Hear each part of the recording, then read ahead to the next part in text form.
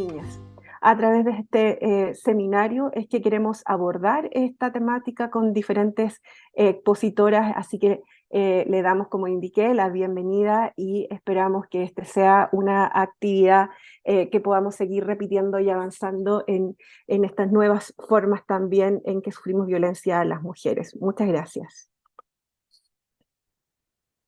Buenas tardes a todas las personas que se han conectado. Mi nombre es Valentina Parodi, soy abogada de la Universidad de Concepción y integrante del equipo Género y Justicia de la misma casa de estudios. Y el día de hoy tengo el honor de moderar este gran panel sobre un tema tan relevante como la violencia de género digital. Agradezco en primer lugar a las organizaciones patrocinantes de este seminario, al Instituto de Estudios Judiciales, a la Comisión de Transformación Digital de la Asociación Nacional de Magistrados y Magistradas, a la Asociación de Magistradas Chilenas y muy especialmente de la Universidad de Concepción, a la Vicerrectoría de Relaciones Institucionales y Vinculación con el Medio y además al proyecto FONDEF Género y Justicia de la Universidad de Concepción. Saludo en primer lugar a las expositoras de este panel, en primer lugar a Marcela Guaita, a Bárbara Quintana, a Jessica Matus y a Diva Serra, a quienes presentaré más adelante cuando expongan, y también a la profesora Jimena Goche, que se encuentra conectada, quien es vicerrectora de Relaciones Institucionales y Vinculación con el Medio, y también directora del proyecto Género y Justicia, a quien le agradezco también por estar hoy día junto a nosotras. Les cuento, el seminario se estructura de la siguiente manera. En primer lugar, cada panelista va a tener un tiempo de 20 minutos para exponernos su ponencia y luego vamos a pasar a la ronda de preguntas. Por lo tanto, desde ya le vamos a solicitar a todas las personas que están conectadas que estén muy atentas y atentos a cada exposición y pueden ir dejando las preguntas, yo las voy a ir anotando con la finalidad de presentarlas al final de cada exposición. Damos inicio entonces al seminario propiamente tal. Tenemos un pequeño cambio de orden de expositoras. En primer lugar va a exponer la ministra Bárbara Quintana Letelier, quien es magíster en Derecho Penal y Ciencias Penales, es ministra de la Corte de Apelaciones de Rancagua, y nos va a dar una visión desde la jurisprudencia de este interesante tema. Su ponencia se titula Aplicación del Derecho Penal desde la visión judicial. Así que, ministra, el tiempo es suyo. Bien, muchísimas gracias. Bueno, muy buenas tardes a todos y todas. Quiero agradecer desde ya la invitación a los organizadores, haciendo mío los vocativos. No quiero que me falte nadie. En general, el Instituto de Estudios Judiciales, MACHI, la Universidad de Concepción y la Asociación Nacional de Magistrados por darme la posibilidad de discutir en el foro temáticas de género, porque me parece que nos permite a todos ir visibilizando y asumiendo los desafíos que representa concientizar, prevenir y lograr una persecución efectiva de las diversas formas que asume la violencia en contra de niñas, mujeres y disidencias, junto también con permitirnos, por qué no decirlo, ir dando cumplimiento, o al menos intentarlo, a los compromisos internacionales que Chile ha ido adquiriendo en esta materia. Se me ha pedido que oriente mi exposición a la idea de la visión judicial en la aplicación de la violencia de género digital en materia penal, cosa nada sencilla si consideramos que no existen muchos tipos sustantivos que recojan directamente hipótesis o presupuestos de hechos sobre el particular de manera sistémica, ¿no? Sin embargo, no es que no exista respuesta alguna, porque la realidad suele ir algo más rápido que nuestro legislador. Así que existen ya situaciones en que los tribunales han debido resolver asilados de la legislación vigente cuando se trata de violencia ejercida a través de medios digitales y en particular orientado en esta oportunidad a la violencia de género. Dicho esto, voy a orientar entonces mi exposición en tres ideas fuerza: la violencia digital y la falta de regulación en nuestro sistema normativo para visibilizar la respuesta de la judicatura, y luego los riesgos y los desafíos para el adjudicador cuando no existe regulación en materia penal, así como una tercera idea que son los riesgos de lo que se desea proteger cuando se administra mal la atención que significa esta falta de regulación, en especial cuando el fenómeno apunta a la protección de un grupo determinado. Dicho esto, entonces, mi primera idea es que respecto de violencia digital como fenómeno, es importante decir que es un fenómeno creciente no solo en Chile, sino que en todo el mundo, ¿no? Pero es también un fenómeno relativamente nuevo y eso trae aparejada una serie de dificultades. La primera, por cierto, y más evidente, es la falta de una definición uniforme, tanto en doctrina como en legislación comparada, de la violencia digital como fenómeno. Y luego una segunda, todavía más compleja, es la amplitud del término violencia digital, porque abarca una multiplicidad de posibles tipos penales sobre los que no hay necesariamente consensos todavía. En materia de violencia digital, Chile no tiene, como dije, una regulación penal específica. Y la pregunta que surge necesariamente entonces es cómo la jurisprudencia ha ido dando respuesta o salida a situaciones que podríamos circunscribir a temáticas de violencia digital, y especialmente cuando esa violencia es ejercida en contra de niñas, mujeres y disidencias. Para abordar esta primera pregunta, en mi primera idea de fuerza, me voy a asilar simplemente porque se trata de una aproximación propia, no porque me parezca un concepto particularmente bueno, en la definición de violencia digital que contiene el proyecto de ley que se tramita en el Congreso, el último, digamos, y que duerme porque se le quitó incluso la urgencia simple en octubre del año 2022, pero que es presentado en noviembre del 2020. Este proyecto proscribe, tipifica y sanciona la violencia digital en sus diversas formas y otorga protección a las víctimas de la misma, ¿no? Y les prometo que esto es lo único que voy a leer porque no me lo voy a aprender de memoria.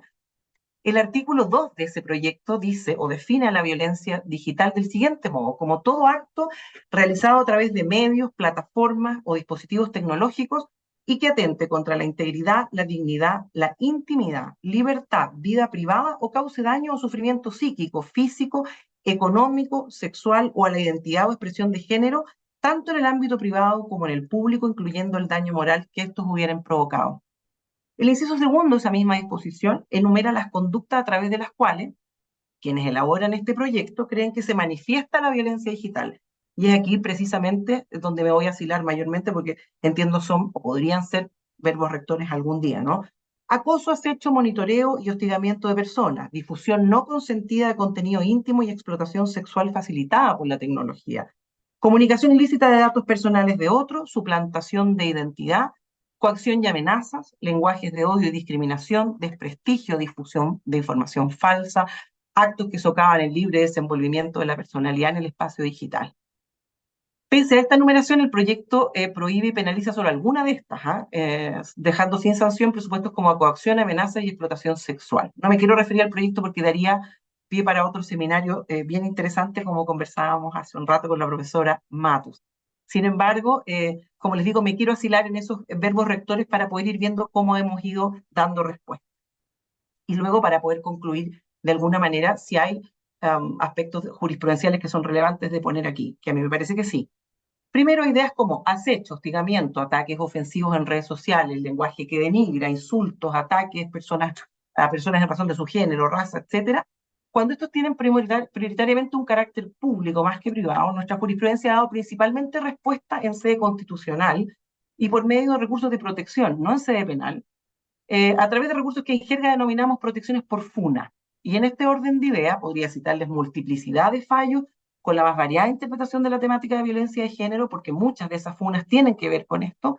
Sin embargo, los fallos no se hacen cargo de esa violencia, sino simplemente se asilan en conceptos como dignidad y la honra, evidentemente.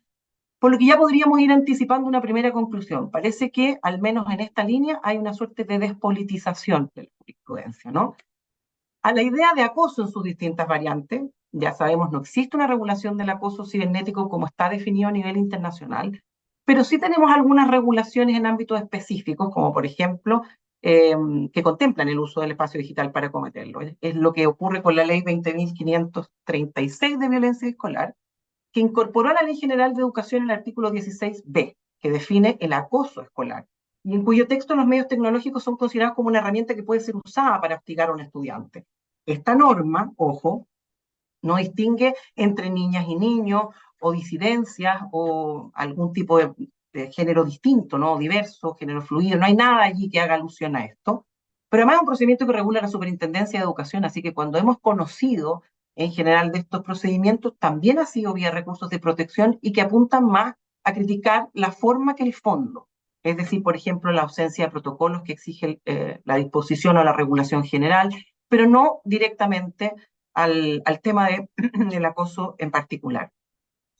A presupuestos como la amenaza y el uso de material íntimo, aquí existen sí algunos pronunciamientos más importantes o más interesantes, donde el legislador penal ha interpretado las reglas de una manera tal que le ha permitido, o al menos lo ha intentado, dar una respuesta al fenómeno que nos interesa. Y aquí existe una sentencia que quizás sea interesante comentar. Yo sé que la profesora una de las profesoras que está en el panel lo va a tocar porque es un caso que conoce muy de cerca, que es el caso de José Zárate, un señor de 32 años que accedió a fotografías íntimas de más de una treintena de mujeres y luego las amenazó y las extorsionó difundiendo varios casos del material con familiares o personas cercanas hasta afectadas. El sujeto resultó condenado por delito informático por amenazas condicionales, o sea, dos tipos que están en el derecho sustantivo penal de nuestra propia regulación. Y el caso es interesante a mi juicio porque logra una de las sanciones más altas, que es algo más de 4 años, pero porque las mujeres se organizaron, no la treintena, según entiendo son 19 de ellas, después la profesora me va a corregir si eso es así o no, pero incluso cuando esas mujeres amenazaban a José Zárate con denunciarlo, él se mofaba porque decía que en realidad llevaba 10 años haciendo esto sin que nadie lo hubiese podido castigar hasta ese minuto. Hay también en el tema del acoso presupuestos del artículo 161, en particular encontré bastante jurisprudencia del 161C, que castiga con una pena bastante baja, presidio menor en su grado mínimo y multa de 5 a 10 UTM, que podrían llegar a 20 en algunos supuestos, a quien en lugares públicos o de libre acceso al público que por cualquier medio capte, grabe, filme o fotografíe imágenes, videos o cualquier registro audiovisual de los genitales u otra parte íntima del cuerpo de una persona. En general, aquí encontré muchísima jurisprudencia en tribunales de garantía, en procedimientos simplificados, pero siempre, y me llamó la atención, la sanción es mucho más baja incluso de la que plantea la propia norma. Podría estar una buena parte de esta tarde contándoles otros casos, ¿no? Donde hemos tratado de abordar el fenómeno, pero solo me interesó evidenciar estos para alcanzar algunas primeras jurisprudencias, o sea, algunas primeras conclusiones de la jurisprudencia que me interesa que retengamos como primera idea fuerza, ¿no? Primero, que la jurisprudencia que existe, además de inorgánica, responde en términos despolitizados, es decir, que no recogen directamente la violencia que en este caso particular afecta a niñas, mujeres y disidencia en materia de violencia digital. Segundo, que la jurisprudencia ha dado en general respuesta, entendiendo que la violencia de género digital es una extensión de otras violencias de nuestro derecho que este sí regula, como el acoso, las amenazas, la difamación, atentados a la dignidad y la honra en el caso de los recursos de protección, pero tampoco se hace cargo de ninguna manera de la necesidad de protección especial. Y una tercera conclusión a propósito de esta visibilización como primaria, ¿no?, de la jurisprudencia, es que ha dado señales en algunos temas, como este último, donde pareciera entender el fenómeno como una cuestión menor. Ahí entonces creo hay un primer desafío para nosotros, que es intentar regular y administrar los modelos sustantivos que existen, pero dando una respuesta más relevante al fenómeno, ¿no? Dicho esto, quiero advertir un segundo y un tercer riesgo, que son mi segunda y mi tercera idea fuerza, pero advertirles además que estos no son ideas mías y traigo aquí un poco y vengo mandatada por los jueces penales que me vieron, trata de hablar de esto, que para nosotros es importante, ¿no? Porque son los desafíos con los que se enfrentan los jueces penales en particular cuando tenemos que entrar a resolver situaciones que no están reguladas necesariamente. Y me voy a asilar un poquito de nuevo en algunas ideas del profesor Winter, cuando dice que al buscar regular un determinado fenómeno, el derecho reconoce dos momentos o dimensiones. No les estoy contando nada nuevo. Un primer momento que justifica la creación de la norma, ¿no es cierto?, donde existe un debate a base de razones amplias y que normalmente apela a una interpretación más o menos coherente del conjunto de normas disponibles que hay en un contexto social determinado, ¿no? En este lugar, la fundamentación discursiva de las normas válidas se tiene que asegurar de que la norma exprese un interés general. Porque ese interés general procede de la consideración recíproca de los intereses de todos y cada uno de los que han participado en ese debate y que técnicamente representan a todos, ¿no? A los que van a resultar orientados por la norma.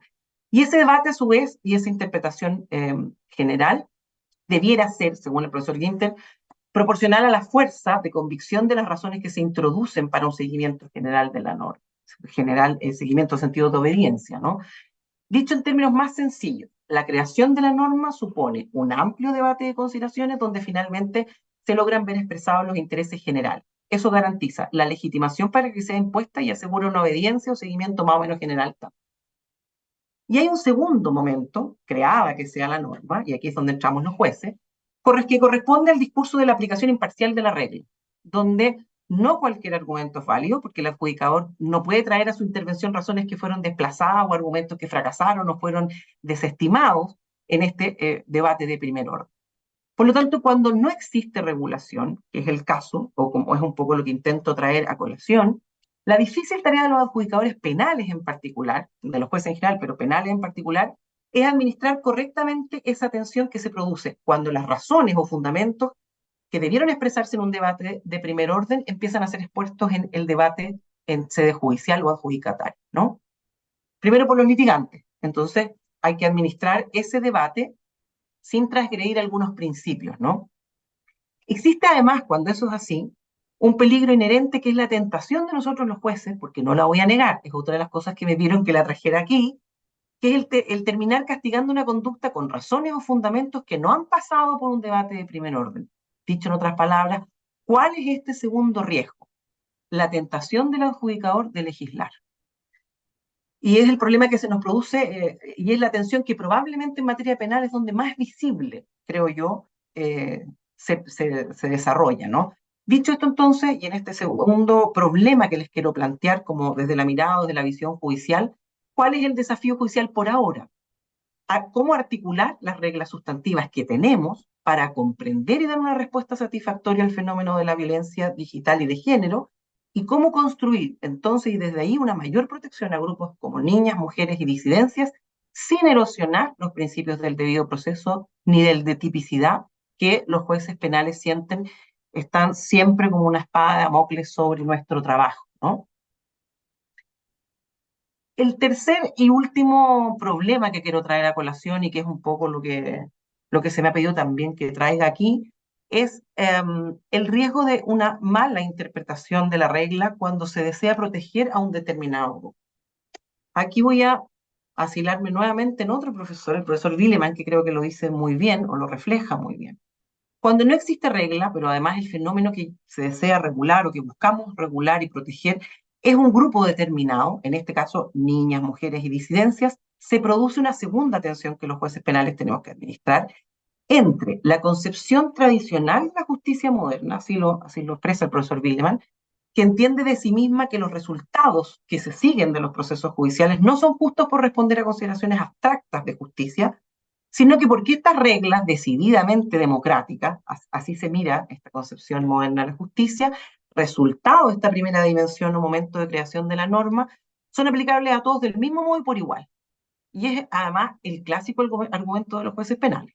La norma no hace diferencias, tiene una pretensión general de aplicación. Y por otro lado, y esta es la tensión, la crítica que sobre esa misma idea existe, y que por cierto yo aquí me arranco un poco porque estoy de acuerdo con esta crítica, desde la perspectiva de género, cuando estima que esa justicia moderna se construye sobre estándares formales y abstractos propios de una democracia liberal que encubre la existencia de desigualdades estructurales. Y eso supone entonces que el adjudicador operaría de modo inconsciente con comprensiones culturales que ya esconden el yugo de cierta dominación reproduciendo desigualdades estructurales. De ahí entonces que el riesgo más importante de la mirada del adjudicador penal es que al mal administrar esa tensión, por ejemplo, al sobreinterpretar los modelos sustantivos que existen, terminemos, como dice el profesor Ferrer, disparándonos en los pies y desprotegiendo, por mal administrar la discusión, aquello a lo que buscábamos darle una protección especial. Como les digo, esos son los tres puntos que se me han pedido que trajera el día de hoy. Con esto quiero visibilizar la mirada de la judicatura penal especialmente, espero haberlos representado en estos 20 minutos de la mejor manera posible y haber traído la voz de quienes tuve la oportunidad de conversar y debatir el tema previamente de la manera más fiel posible. Sé que algunos aspectos son provocadores, pero son provocadores precisamente porque, y lo he dicho varias veces ya en esta exposición, las tensiones que se producen en las regulaciones de temas nuevos se notan probablemente mucho más en materia penal porque el paradigma penal es menos libre o nosotros los jueces nos sentimos menos libres. Y hay una crítica válida de hacer que yo creo que a través de los tratados internacionales en otras materias hay mayor libertad o son más sencillos. Finalizo con esto mi exposición y agradezco desde ya su interés y atención. Muchísimas gracias. Muchas gracias, ministra, por su exposición, por ajustarse al tiempo. Rescato una idea, su idea inicial, que de hecho sirve mucho para la exposición que viene, este diagnóstico general que hay, que es que no hay tipificación expresa, bien digo, en nuestro ordenamiento jurídico penal de esta materia, lo cual genera una serie de consecuencias importantes que usted mencionó. Em, bueno, sobre el caso no me voy a referir porque efectivamente vamos a tener la oportunidad de hablarlo más en extenso, pero sí me interesa introducir la siguiente exposición a cargo de Marcela Guaita Alegre, quien es abogada por la Pontificia Universidad Católica del Perú, máster en estudios legales internacionales por la American University Washington College of Law, y actualmente preside el comité de expertas de MESECBI, y precisamente MESECBI tiene pronunciamientos importantes acerca de esta falta de tipificación, que no es solamente un fenómeno que hay en Chile, sino que en varios países de la región latinoamericana, y por lo tanto nos interesa mucho conocer cuáles son los estándares internacionales en esa materia y profundizar sobre los aportes de MESECBI en esto. Por lo tanto, Marcela, la dejo ahora con su exposición y es suyo el tiempo. Muchas gracias por la invitación y agradezco la oportunidad de estar conversando con quienes están presentes a través de Zoom y con quienes quizás nos puedan ver posteriormente a través de las redes sociales. Efectivamente, yo voy a compartir con ustedes lo que venimos haciendo desde el comité que monitorea la Convención de Belén do Pará, que es parte de este mecanismo MESECBI.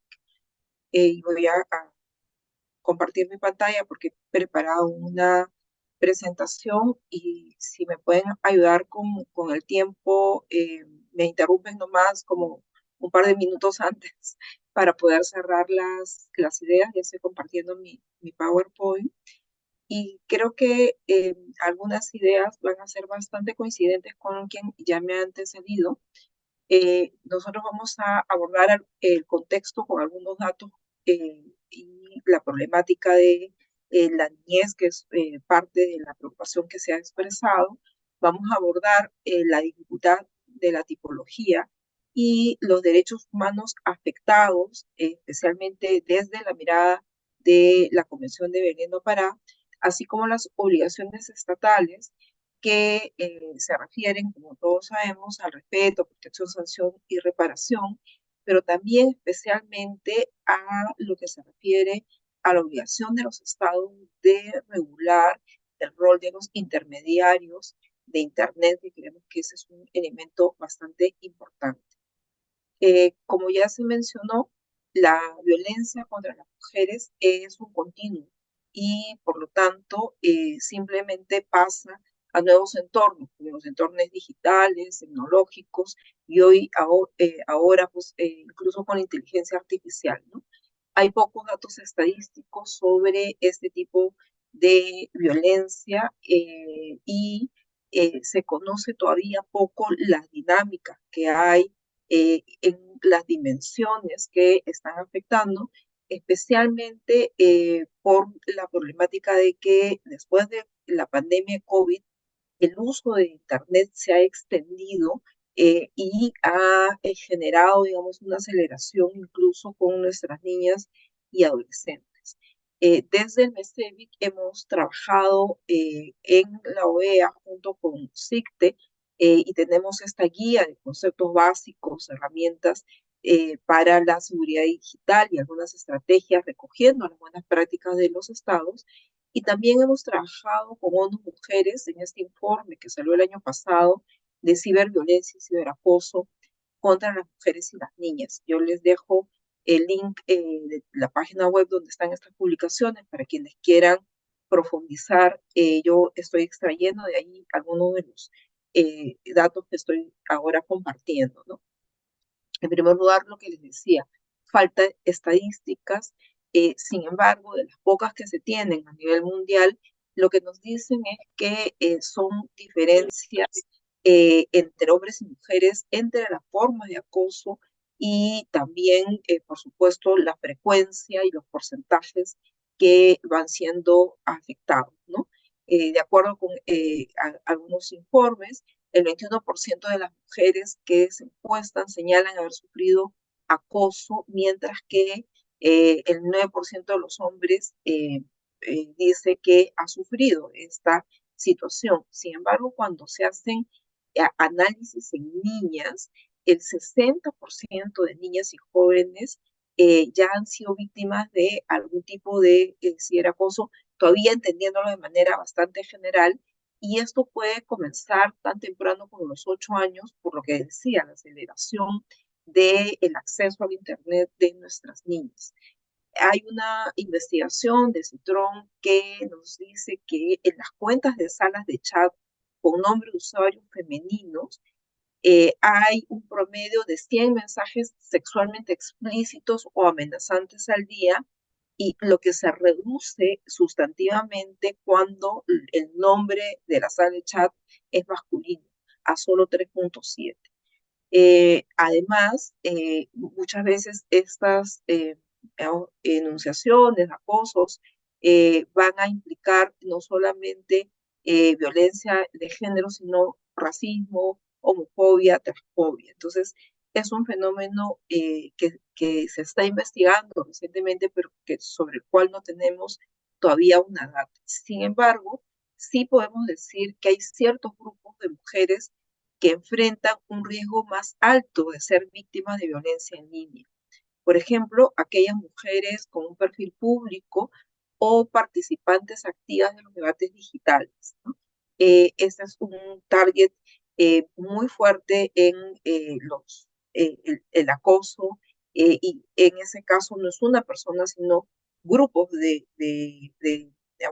perfiles que van a atacar a estas mujeres con un perfil público, mujeres jóvenes, y ahí hay algunos temas de interseccionalidad, mujeres con discapacidad, integrantes de la comunidad LGTBIQ, y también mujeres racializadas, integrantes de algunas minorías, además, por supuesto, de aquellas que ya vienen sufriendo ser víctimas de violencia íntima o sobrevivientes de violencia física y sexual. Y ahí en la tipología vamos a ver un poquito qué tipos de violencia puede darse en cada uno de estos grupos. La definición que nosotros recogemos en el informe que ya he mencionado es que la violencia de género en línea va a referirse a cualquier acción o conducta en contra de la mujer basada en su género que le cause muerte, daño, sufrimiento físico, sexual o psicológico, económico o simbólico en cualquier ámbito de su vida, que es cometida, instigada o agravada en parte o en su totalidad con la asistencia de las tecnologías de la información y comunicación. Como ustedes ven, coincide en parte con lo que ya se ha mencionado acá, pero tiene también un perfil propio sobre el cual se puede ir construyendo y adaptando cada uno de los países un perfil para su propia definición. Y ahí hablemos de la tipología de esta violencia en línea. Como ya se mencionó también, hay múltiples formas. Y en el documento que he hecho referencia, en el informe, vamos a hablar de todos estos tipos. Por ejemplo, el ciberhostigamiento o ciberacecho, que se diferencia del ciberacoso, en que el ciberhostigamiento normalmente se define como aquel seguimiento, acecho que hace una persona respecto de otra, tratando de hacer algún tipo de acercamiento, muchas veces de índole sexual. Mientras que el ciberacoso puede ser producto de conductas de grupos hacia una persona que acosan, por ejemplo, cuando están siendo periodistas o mujeres que opinan en debates públicos. Entonces, ahí hay un acoso que ya es de muchas personas frente a una sola, que es esta persona con imagen público, pero no son las únicas conductas que estarían digamos, inmersas en estos tipos, y yo les invito a leer el informe para una mayor profundidad. Y luego tenemos otros tipos como la creación y difusión de material audiovisual, íntimo, sexual, sin consentimiento, el acceso, uso, manipulación o publicación no autorizada de información privada o de datos personales, la suplantación o robo de identidad, y ahí algunas variantes, como por ejemplo a través del uso de la inteligencia artificial, pueden ser tocadas algunas fotos y de esta manera hablar de robo de identidad, pero con caras de personas, con cuerpos de otras personas, pero que no se nota realmente esta adulteración. Entonces hay nuevas figuras, actos que implican estas situaciones de control y vigilancia, monitoreo, que son propias del acoso, ataques a la reputación o credibilidad, amenazas de daño y, en fin, también vamos a ver cómo a través de la tecnología se puede llegar a contactar a las mujeres, a las adolescentes, a las niñas y ejercer violencia física, violencia sexual. Esto también da pie al abuso, a la explotación e incluso a la trata de mujeres y, como les decía, ataques más grandes en relación con colectivos de mujeres. Entonces, hay una serie de conductas alrededor de esta violencia en línea, sobre las cuales ciertamente los estados tienen que regular, porque estamos hablando de la vulneración de derechos humanos que están también presentes en otras formas de vulneración de la violencia basada en género, el derecho a vivir una vida libre de violencia para comenzar, pero también en lo que se refiere a la libertad de expresión, el derecho a la privacidad y protección de datos personales, el derecho a la reunión y la libertad de asociación, la integridad personal y otros derechos que van a estar conexos con estas conductas.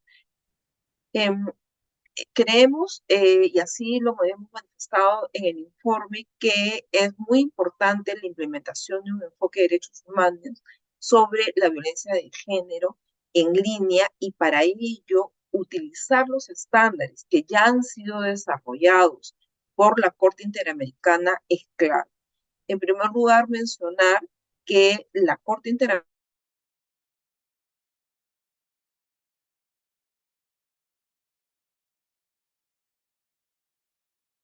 como instrumentos vivos, cuya interpretación tiene que acompañar la evolución de los tiempos, es decir, que tiene que atender las nuevas problemáticas que emergen en las condiciones actuales y, por lo tanto, que todos estos instrumentos de derechos humanos, incluyendo la Convención de Belén do Pará, son aplicables a estas nuevas formas de violencia. Y hay que recoger algunos estándares ya desarrollados y ver su aplicabilidad, puesto que esta violencia en línea va a significar la violación, como ya he mencionado, de estos derechos que están amparados por este marco normativo internacional y que los estados no pueden renunciar a su obligación de garantizar un derecho a las mujeres de vivir libres de violencia y discriminación dentro o fuera del espacio del Internet. Hay muchísimas obligaciones que podemos nosotros referir en relación con esto que los estados deben cumplir. En primer lugar, reconocer que esto tiene un carácter sistémico y que, por lo tanto, las medidas tienen que ser integrales, que deben aplicar una perspectiva de género al desarrollar todas las líneas de legislación, la aplicación de la jurisprudencia, la tipificación de delitos, es decir, tenemos que trabajar desde una perspectiva de género y ahí mirar cómo se viene desarrollando, tipificando estas leyes sobre ciberdelincuencia y poner ese enfoque de género para poder llegar a comprender esos diversos tipos, pero también mirar algunas cuestiones con mayor rigurosidad, como por ejemplo la distribución no consensuada de imágenes íntimas, especialmente cuando estas han sido obtenidas en una relación sexoafectiva que ha permitido, ¿no?, a quien luego utiliza y difunde estas imágenes de una manera no consentida, o cuando hay contextos de violencia doméstica o de pareja. Entonces hay situaciones que queremos que se tienen que poner como, no solo tipificar, sino también poner como agravantes. Por supuesto, entre las obligaciones de protección, los estados deben diseñar e implementar recursos judiciales de naturaleza cautelar, eh, de tal manera que puedan ser rápidos, accesibles y que puedan funcionar para prevenir situaciones de violencia digital, o también para algunos procedimientos para suprimir este contenido perjudicial que ya puede estar siendo, digamos, estando en el ciberespacio, y que se necesitan entonces herramientas para que eso pueda ser seguido y ojalá, digamos, anulado, lo cual sabemos que constituye una gran dificultad y necesita pues una especialización.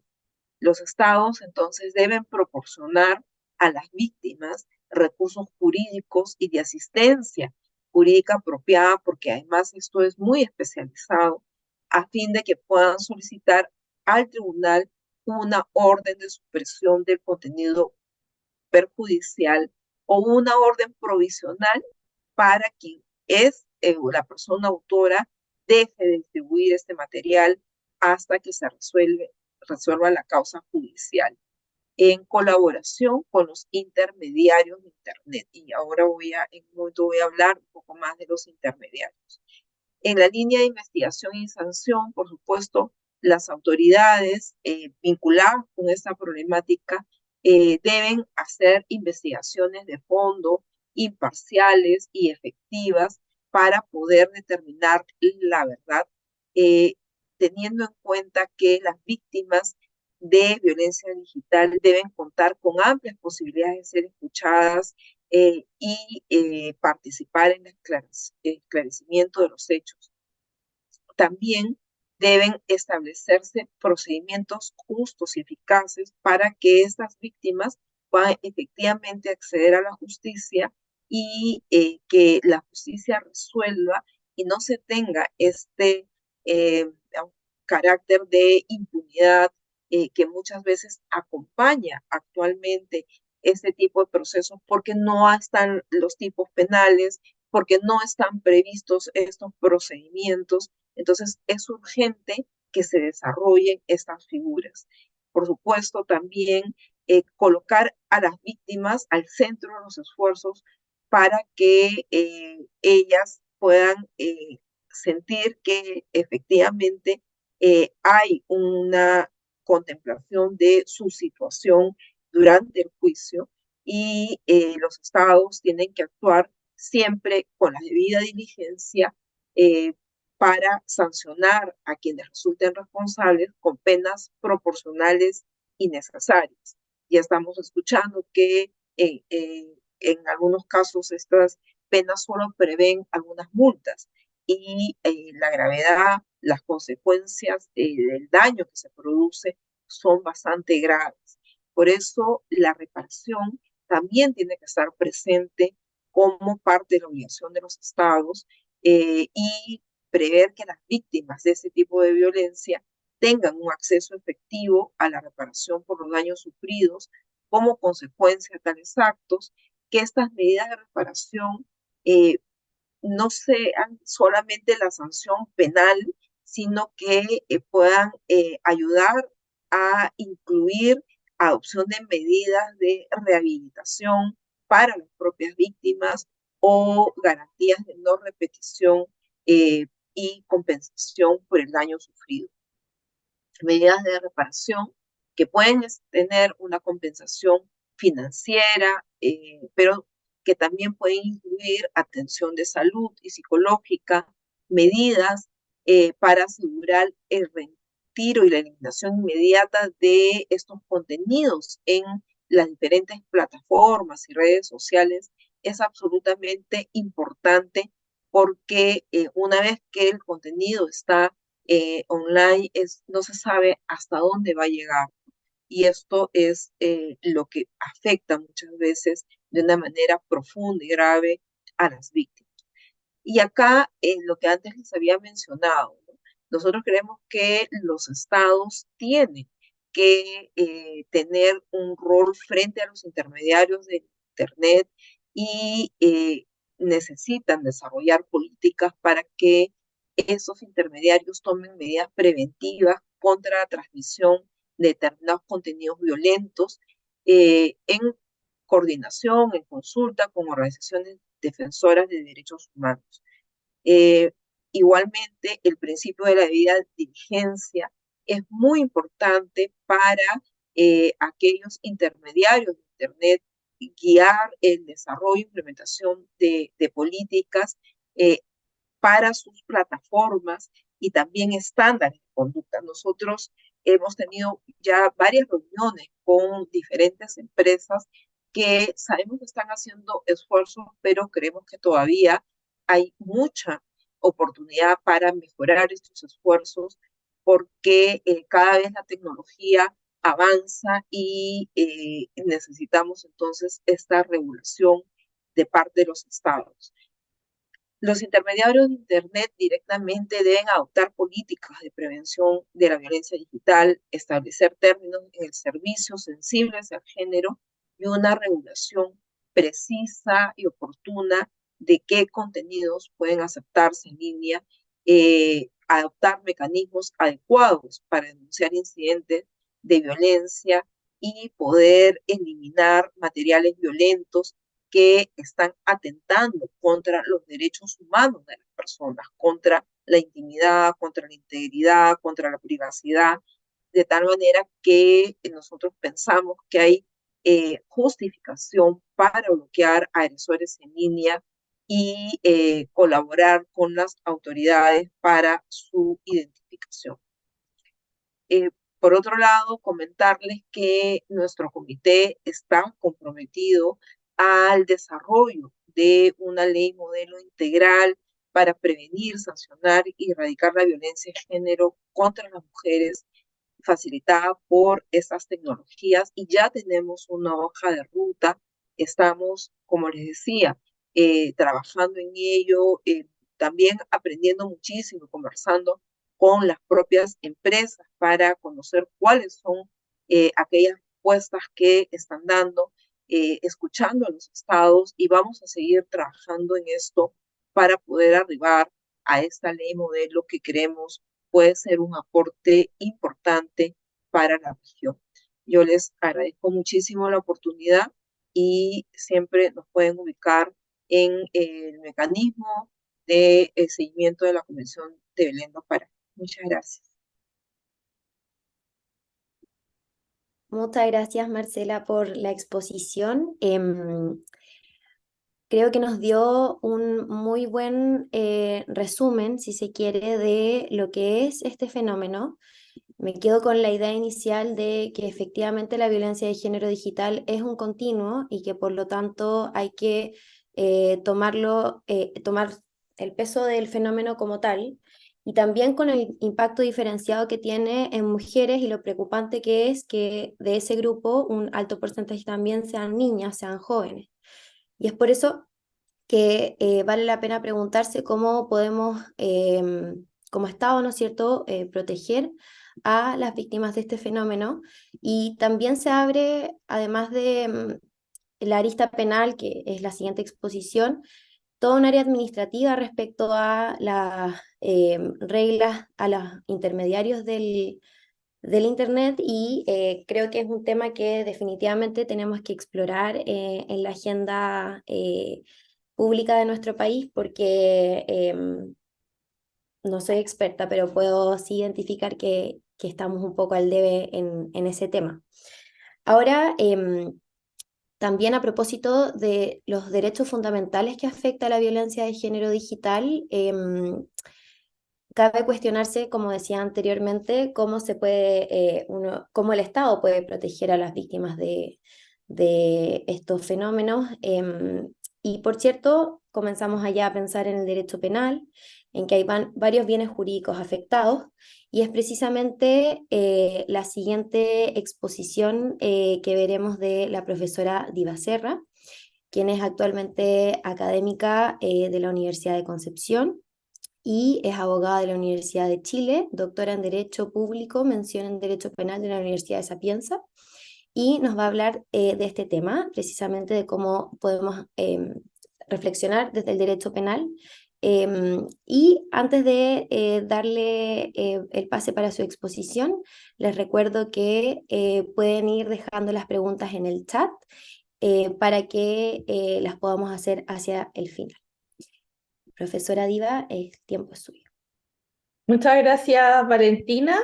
Quiero agradecer, por supuesto, la invitación a la Asociación Nacional de Magistradas y Magistrados, al Instituto de Estudios Judiciales, a Machi y a la Universidad de Concepción. Voy a compartir una pequeña presentación de PowerPoint. Es inevitable repetir algunas cosas que ya han dicho, especialmente varias de las cosas que dijo la ministra Bárbara Quintana, a quien yo conocí integrando un tribunal de juicio oral en lo penal, cuando era una recién titulada, creo que fue uno de los primeros juicios orales que tuve. Ella era jueza de ese tribunal, y me da mucho gusto ahora verla como ministra de la Corte. Y por supuesto que estos problemas que ella plantea como los problemas del derecho penal son algunas de las cuestiones sobre las que voy a volver, pero un esfuerzo desde la dogmática por tratar de entender cómo podríamos quizás avanzar en la resolución, en qué casos necesitamos tipificaciones, en qué casos se trataría simplemente de un problema de interpretación. Antes de tratar de definir de qué se trata la violencia en línea o la violencia digital, creo que es importante que volvamos sobre el concepto de violencia de género. Todos sabemos que la Convención Belém do Pará define la violencia de género, o más bien define en realidad la violencia contra la mujer como cualquier acción o conducta basada en su género que le cause la muerte, el daño, sufrimiento físico, sexual o psicológico a la mujer, tanto en el ámbito público como en el ámbito privado. Y en su artículo 2, esta misma convención luego explica que se entiende también por violencia contra la mujer cuando ésta incluye la física, la sexual, la psicológica, dentro de la familia, de una unidad doméstica o en cualquier otra relación interpersonal, y también se refiere a la posibilidad de que esta violencia se verifique en la comunidad y sea perpetrada por cualquier persona, destacando algunos comportamientos, por ejemplo, la violación, el abuso sexual, la tortura, la trata de personas, la prostitución forzada, el secuestro y el acoso sexual en el lugar de trabajo, también en las instituciones educativas, establecimientos de salud y cualquier otro lugar.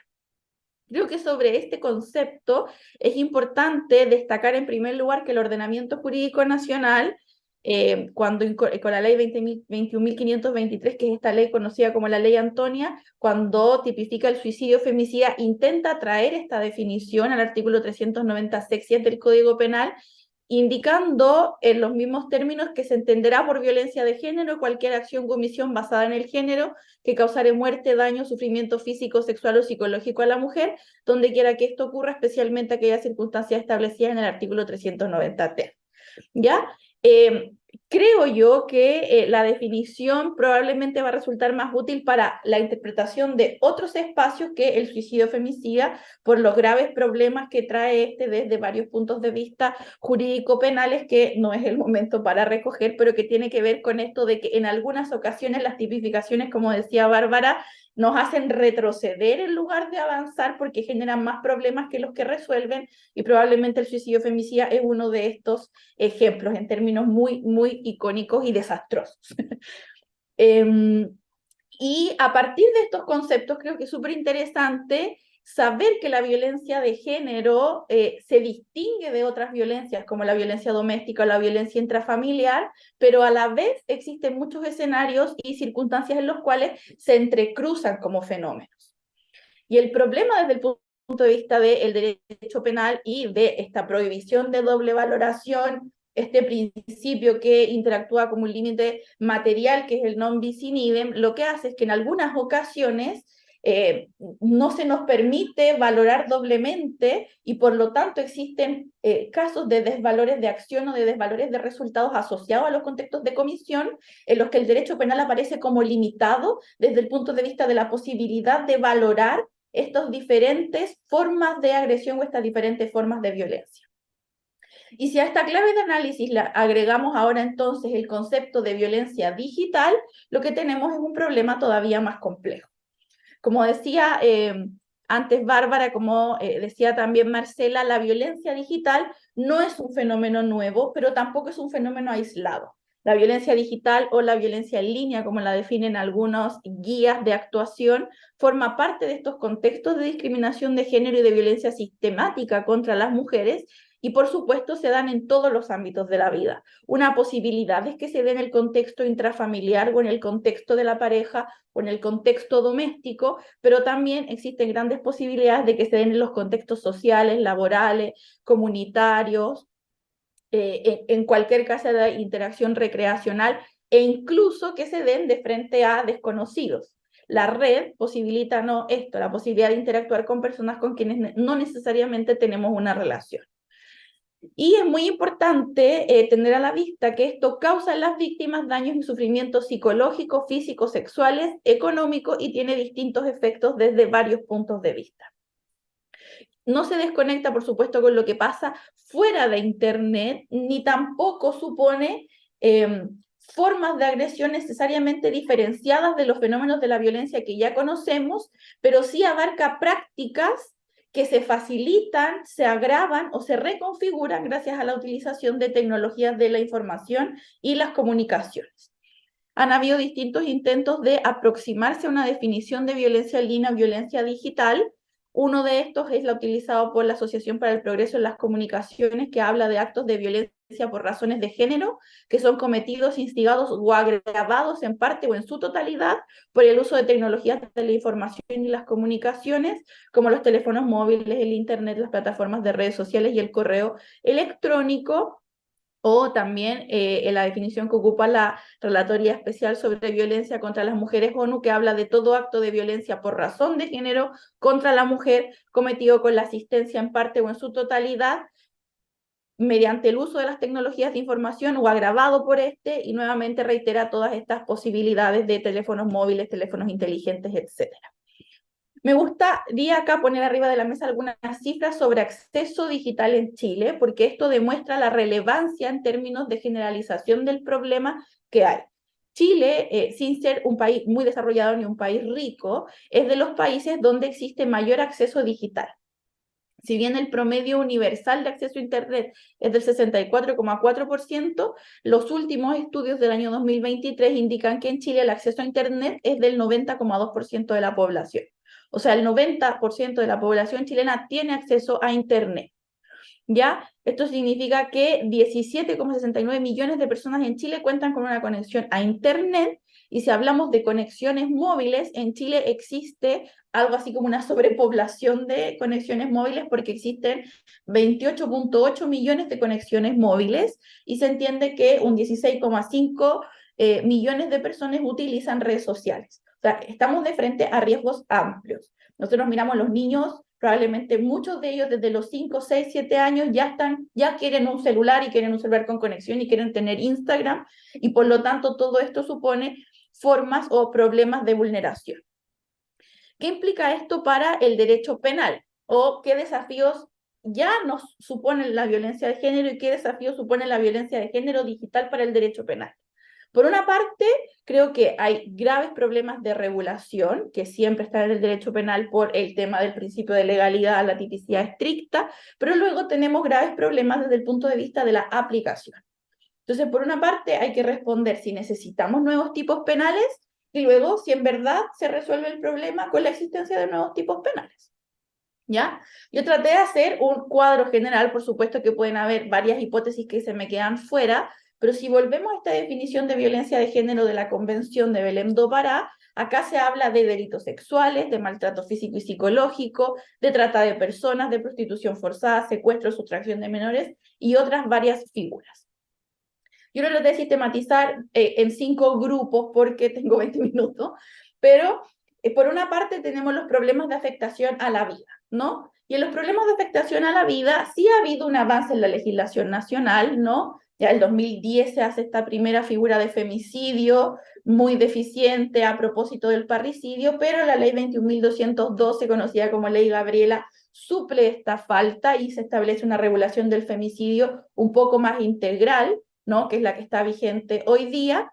Luego, la ley Antonia, que es lo que acabo de referirme, incorpora el suicidio femicida y la inducción al suicidio, que este segundo tipo penal sí probablemente respondía quizás a una necesidad desde el punto de vista del derecho comparado, a diferencia del suicidio femicida. Luego tenemos los temas de integridad física y psíquica.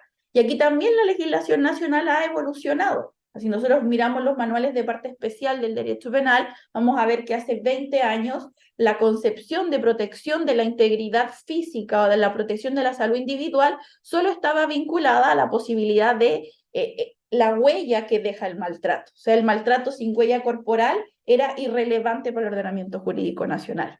Y esto se corrige vía, o se intenta corregir vía ley de violencia intrafamiliar y cómo evoluciona nuestra ley de violencia intrafamiliar con los problemas que eso tiene, pero también eso harina de otro costal. Y luego con la legislación, con la ley 21.013, que incorpora figuras de maltrato relevante.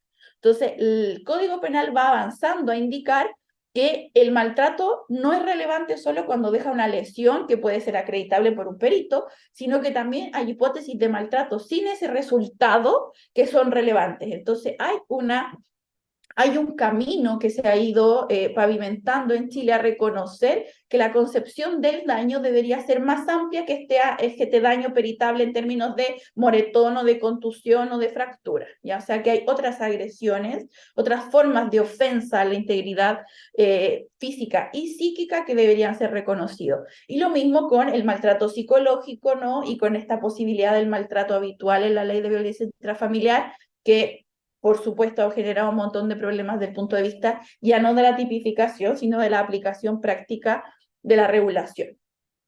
Luego, en materia de protección de la libertad sexual, de la integridad sexual, también ha habido una evolución, por supuesto, no sistemática, o sea, no ha habido una reescrituración del párrafo de los delitos sexuales y, por supuesto, siguen habiendo importantes problemas en materia de violación, estupro y abusos, pero aquí sí también han habido reformas para reconocer nuevos medios, o sea, no nuevos bienes jurídicos, pero sí nuevas formas de agresión de bienes jurídicos ya reconocidos anteriormente, incorporando, por ejemplo, el abuso sexual que se denomina indirecto o impropio, que sería este abuso sexual del artículo 366 cuater, que implicaría el no contacto y que incorpora a la voz la posibilidad de la comisión a distancia por medios electrónicos.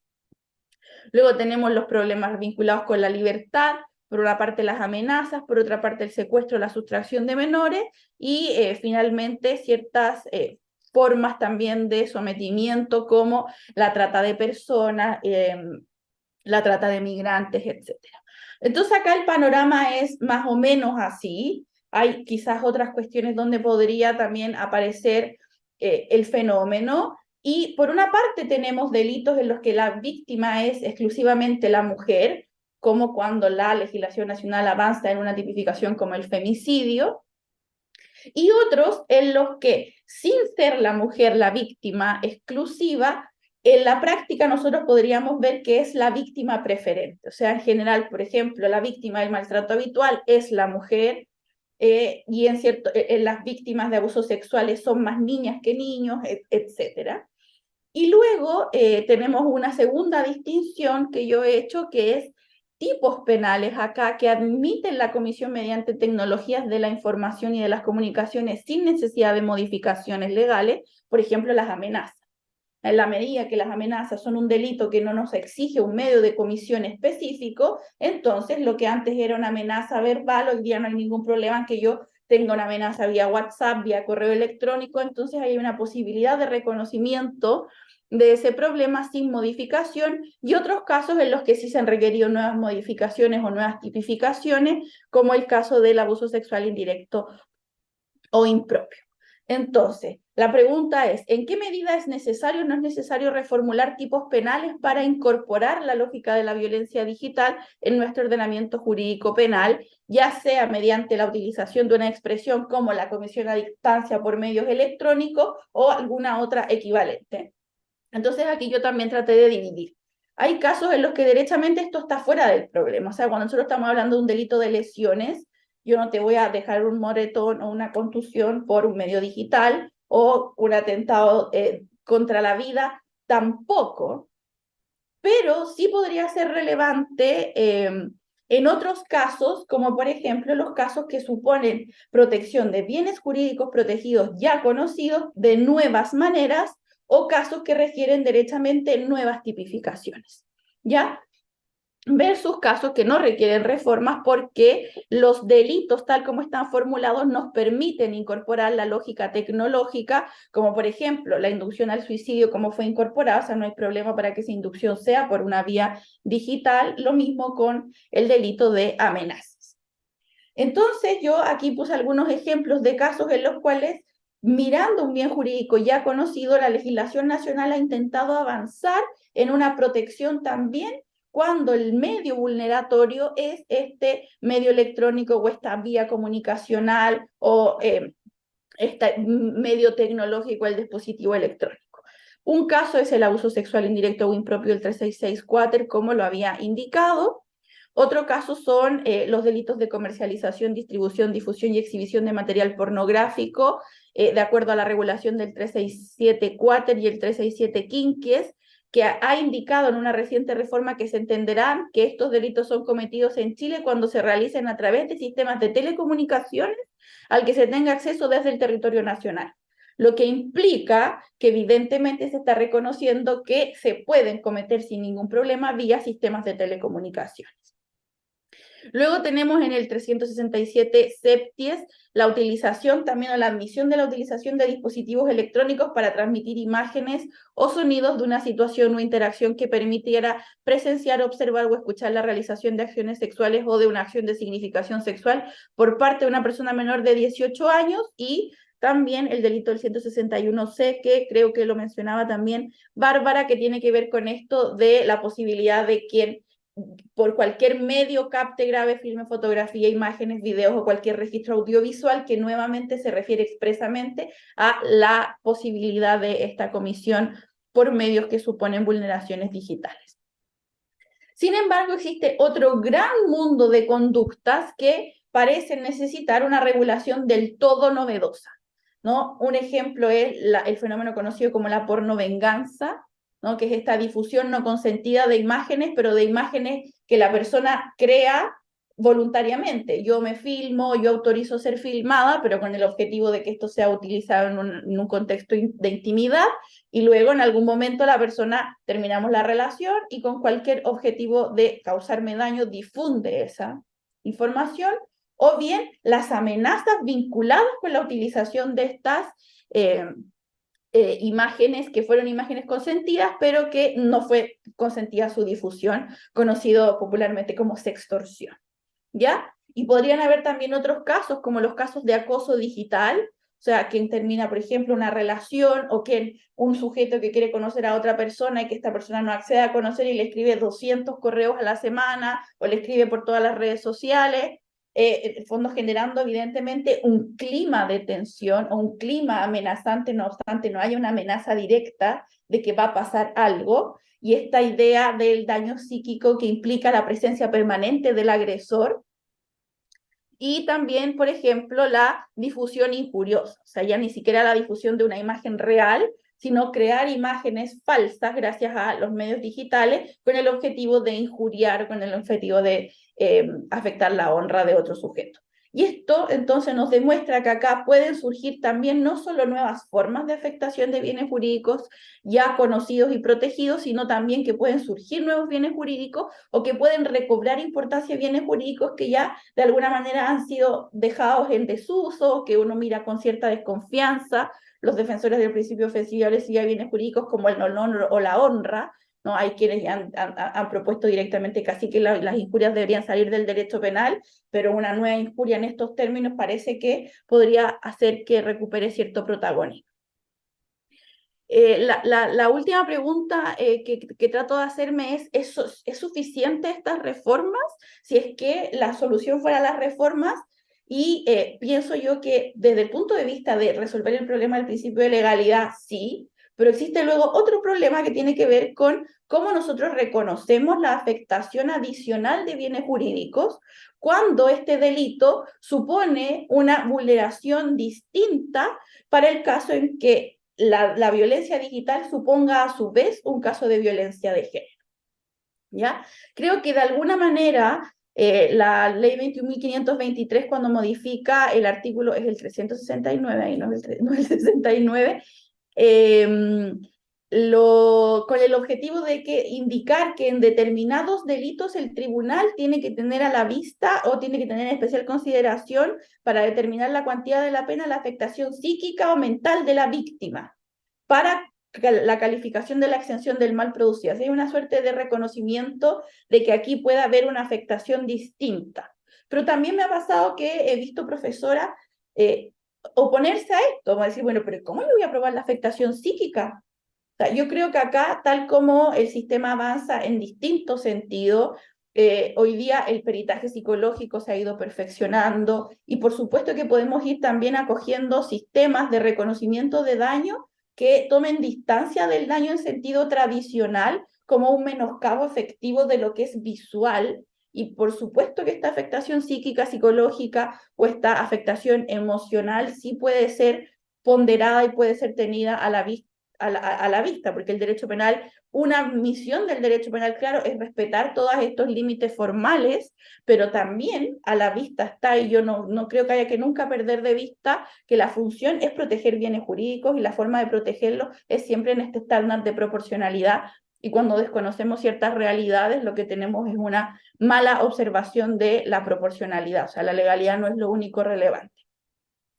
Como conclusión, quisiera decir que creo que luego, cuando se trata luego de aplicar esta legislación penal reformada o retipificada, es fundamental no perder de vista la perspectiva de género.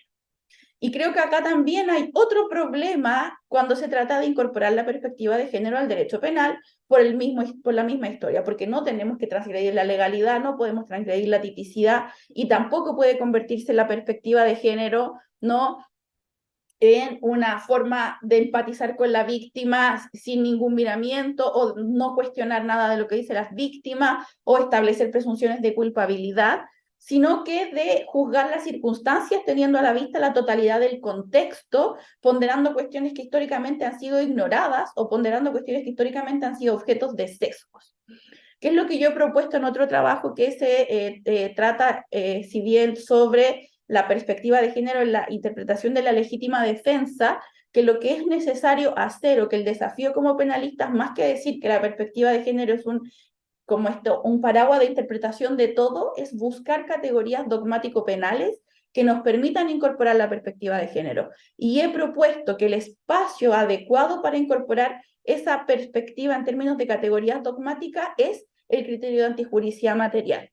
Tantas veces o tan históricamente olvidado, pero que poco a poco va retomando lugar en las discusiones penales a propósito de distintas aplicaciones de distintas normas. Lo utilizó la Corte Suprema en algunos casos de drogas, se utilizó en el COVID para la interpretación del artículo 318, y creo perfectamente que por vincularse con las discusiones de lesividad y de dañosidad social, es un espacio propicio para que la interpretación de cualquier tipo penal o de cualquier eximente de responsabilidad se incorporen estos elementos que históricamente han sido ignorados y por lo tanto han conducido muchas veces a fallos que no tienen a la vista los parámetros de igualdad sustantiva, sino simplemente los parámetros de igualdad formal, que son aquellos que yo creo deberíamos superar. Muchas gracias. Muchas gracias, profesora Diva, por su exposición. Creo que también nos da un buen panorama de lo que es el ordenamiento jurídico penal chileno en cuanto a violencia de género digital.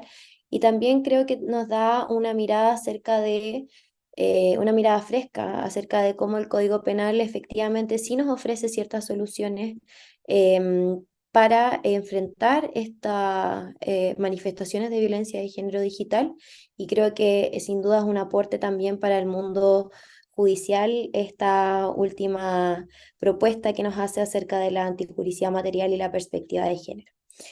Así que muchas gracias por su interesante exposición, y ahora nos vamos con la última exposición, pero no menos relevante, a cargo de de Jessica Matus Arenas, que refleja la perspectiva amplia que quiso tener este seminario, entendiendo también que es un fenómeno amplio y distintas formas de manifestación, porque desde luego todas hemos sido testigos de muchas veces el acoso virtual que han recibido ciertas mujeres que tienen connotación pública, que participan de la vida política en nuestro país y por cierto también en el resto del mundo. Y es por eso que queremos, en voz de Jessica Matus Arenas, quien es abogada de la Universidad de Chile, consultora y especialista en protección de datos personales, privacidad y ciberseguridad y fundadora de Datos Protegidos, queremos conocer más acerca del tema ciberacoso a mujeres del espacio público a través de redes sociales. Así que Jessica puede comenzar con su exposición. Hola, muchas gracias a todas las organizaciones e instituciones que han organizado este evento y a mis compañeras panelistas también. Y a todos los que están presentes y que me imagino que están muy interesados porque es un grupo bastante grande el que está participando hoy día. Bueno, yo les traje algo para compartir, una breve presentación. Bueno, han dado varios conceptos sobre violencia de género en Internet. Hay uno que a mí me gusta mucho, que es el que entregó la relatora especial de las Naciones Unidas, que señala que es todo acto de violencia de género que es cometido, asistido o agravado en forma parcial o total por el uso de las tecnologías de la información, como los teléfonos móviles, los teléfonos inteligentes, Internet, plataformas de redes sociales o correo electrónico, y que es en contra de una mujer, porque ella es mujer, o las afecta a aquellas mujeres de manera desproporcionada. Es un tipo de violencia de género, afecta de manera desproporcionada a mujeres y especialmente a personas de la comunidad LGTB. Y hoy día existe una alarma global por esta violencia de género en los distintos espacios digitales, porque han proliferado distintos tipos de conductas violentas.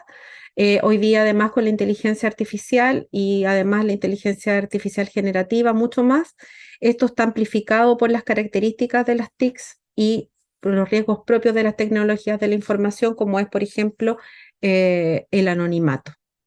La vulneración de los derechos que se presentan acá, como bien dijo la profesora Marcela, vulneración como a la privacidad, la integridad psíquica, el honor, la propia imagen y la protección de los datos personales. A raíz de eso, justamente como el área a la que estoy dedicada es a la protección de datos personales y ciberseguridad, llegué a este punto de la violencia facilitada, violencia de género facilitada por las tecnologías. Es el nombre que hoy día se le está dando a la violencia de género digital. ¿Ya? En la actualidad, bueno, antes de pasar a la actualidad, hay una resolución de las Naciones Unidas en el año 2018, que es una resolución sobre la promoción, protección y disfrute de los derechos humanos en Internet, donde se expresó la preocupación porque persistan muchas formas de brechas digitales entre los países y dentro de los países las brechas que se dan entre hombres, mujeres, niños y niñas, y reconoció la necesidad de cerrar esas brechas mediante la cooperación internacional. Reconoció además que las violaciones a los derechos de las mujeres en línea son una preocupación mundial cada vez mayor que entorpece el ejercicio y el disfrute de los géneros, por los géneros de los derechos humanos y las libertades fundamentales en pie de igualdad, y que señala además que puede disuadir a las mujeres de utilizar las tecnologías de la información, lo que podría exacerbar la brecha digital entre los géneros y aumentar las desigualdades de género en la sociedad. Ahora, ¿qué pasa? Hoy día la violencia política contra las mujeres comprende también todo acto de violencia basada en el género o la amenaza de esos actos, y que se traduce o puede resultar en daños físicos, sexuales, psicológicos o sufrimiento, y también está dirigida contra la mujer en la política por su condición de mujer, o que también afecta a las mujeres de manera desproporcionada, afectándolas también en periodos eleccionarios, pero incluso va más allá de esos periodos eleccionarios. ¿Qué está ocurriendo hoy día? hoy las mujeres que participan de la vía pública están recibiendo amenazas en línea, generalmente de carácter misógino y a menudo también sexualizadas. En última instancia, también la violencia en línea contra la mujer en la política es un ataque directo a la participación plena de la mujer en la vía política pública y al disfrute de sus derechos humanos. Hoy no se ha comprendido cabalmente en qué medida los agentes estatales y los no estatales están utilizando esa violencia en línea para difundir desinformación, también encaminada a disuadir a las mujeres de participar en la política, apartar el apoyo popular a las mujeres políticamente activas y también influir en la manera en que los hombres y las mujeres se van viendo determinadas cuestiones. En Twitter, por ejemplo, de acuerdo a un estudio que se hizo en Chile hace un tiempo atrás, se hace presente que este tipo de violencia se realiza a través del desprestigio, el menosprecio de capacidades y alusiones al cuerpo o la sexualidad, y se advierte además la necesidad de observar las agresiones desde un punto de vista de interseccionalidad. Por ejemplo, tenemos los ataques a las candidatas indígenas de la Convención Constitucional, que fueron principalmente racistas. Por otra parte, las disidencias sexuales también fueron objeto de ofensas de alto calibre por su orientación sexual, por su identidad o expresión de género, así como también las candidatas menores de 35 años y las académicas también enfrentaron niveles de menosprecio a sus capacidades. Acá les quiero dejar una lista de tipologías de conductas de violencia de género digital que se está dando a propósito de elecciones. Este es un informe que entregaron en Brasil, que se envió a las Naciones Unidas también para un informe. En desinformación, campañas de desprestigio, entonces, para destinar a desacreditar a la persona que fue atacada, difusión de información falsa. Respecto a violaciones a la privacidad, podemos encontrar exposición de datos personales, que es lo que se denomina doxing de datos, la filtración de datos personales privados y de orientación sexual, obtenidos sin consentimiento o con consentimiento mediante un clic, divulgación no consentida de imágenes íntimas, ¿ya? Que es la exposición de la intimidad, el uso no consentido de materiales y fotografía y el robo de identidad. En materia de ofensas, discursos de odio, ciberacoso, insulto, explotación sexual, estereotipación de imágenes, edición malintencionada de imágenes y video, que es el deepfake. En amenazas, acoso sexual, moral, acoso vía inbox en redes sociales, con fotos, con videos obscenos, el stalking, las amenazas de violencia física. En censura, el ataque masivo y coordinado, esto se da muchísimo contra mujeres. De hecho, este tipo de actos como la censura, el ataque masivo y coordinado, ha generado que los sistemas de las redes sociales que operan a través de algoritmos, o sea, que operan de manera automatizada, muchas veces por reporte masivo de cuentas, especialmente de mujeres, las plataformas bajan esas cuentas. Entonces, ese es uno de los peligros importantes también. Manipulación de algoritmos, como les decía, eliminación de contenido, bloqueo de publicaciones, páginas o perfiles por denuncia o por iniciativa de las redes sociales, y en invasiones el Zoom bombing, que esto lo vimos mucho a propósito de la pandemia, que esta invasión de las videoconferencias o los eventos en línea, el acceso no autorizado a cuentas o dispositivos personales, y la invasión o ataque a la seguridad de los sistemas, que podría ser considerado dentro de los delitos informáticos. Algunos datos, esto es de de la Comisión de la Banda Ancha para el Desarrollo Sostenible de las Naciones Unidas del 2015, el 73% de las mujeres a nivel mundial ha estado expuesta o han sido víctimas de algún tipo de violencia digital y un 61% de los agresores eran hombres, eso es la medida que se sepa quiénes son, y las mujeres entre 18 y 24 años tienen un 27% más de probabilidades que los hombres de vivir o estar expuestos a algún tipo de violencia digital. Algunos estudios, informes sobre violencia de género digital que les puedo compartir.